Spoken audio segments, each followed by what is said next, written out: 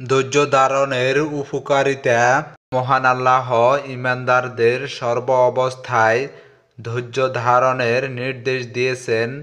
পবিত্র কোরআনে ইরশাদ হয়েছে, হে ঈমানদাররা, তোমরা ধৈর্য ধারণ করো, ধৈর্যে প্রতিযোগিতা করো এবং সর্বদা আল্লাহর পথে প্রস্তুত থাকো। আল্লাহকে ভয় করো যাতে তোমরা সফলকাম হতে পারো। সূরা আলে ইমরান আয়াত নাম্বার 200। ধৈর্যের শাখা। পবিত্র কোরআন ও হাদিসের ভাষ্য অনুযায়ী ধৈর্যের 3টি শাখা রয়েছে। 1. নফসকে হারাম ও নাজায়েজ বিষয়াদি থেকে বিরত রাখা। 2. ইবাদত ও আনুগত্য বাধ্য করা।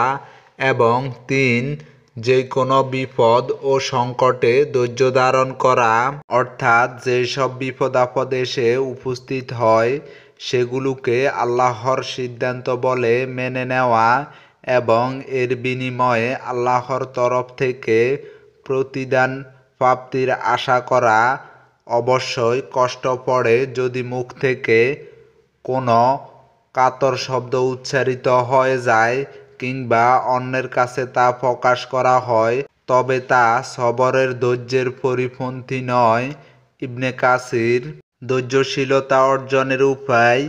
ধৈর্যশীলতা একটি কল্যাণকর গুণ।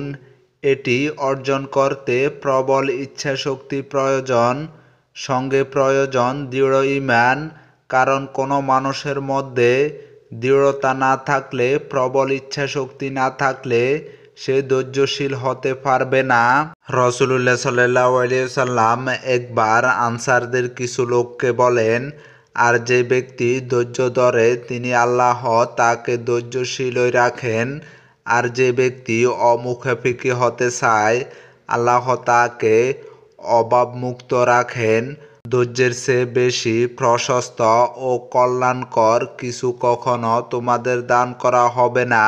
সহিহ বুখারী হাদিস নাম্বার 6470। ধৈর্যশীলতার পুরস্কার। ধৈর্যশীলতা অর্জন করা যত কঠিন এর পুরস্কারও তত বড়।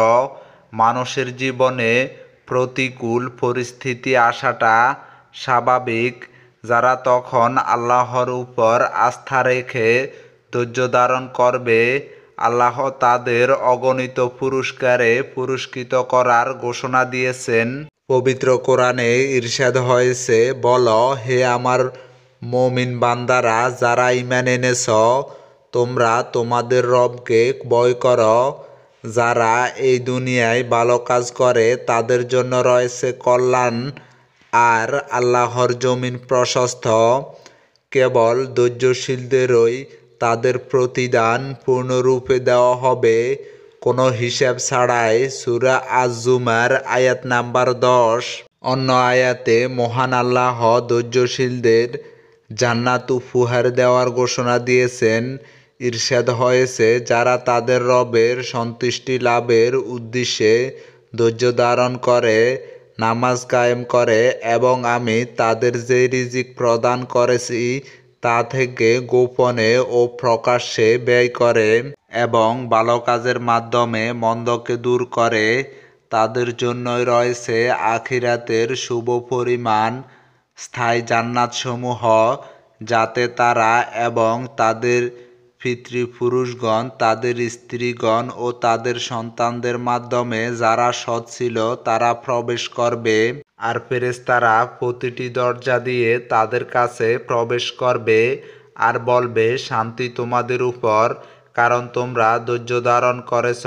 আর আখিরাতের পরিণাম কতই না উত্তম। সূরা রাদ আয়াত নাম্বার 22, 23, 24। দুনিয়াতে মানুষের বিপদ আপদ আসা স্বাভাবিক, কিন্তু পরম করুণাময় এর বিনিময়েও মুমিন বান্দাদেরকে গুনাহ মাফ করে দেন। রাসূল সাল্লাল্লাহু আলাইহি ওয়াসাল্লাম বলেছেন, মুসলিম ব্যক্তির উপর যে কষ্ট, ক্লেশ, রোগ ব্যাধি, উদ্রেক, উৎকণ্ঠা, দুশ্চিন্তা, কষ্ট ও পেরেশানি আসে, এমনকি যে কাঁটা তার দেহে ফুটে, এসবের মাধ্যমে আল্লাহ তার গুনাহসমূহ ক্ষমা করে দেন।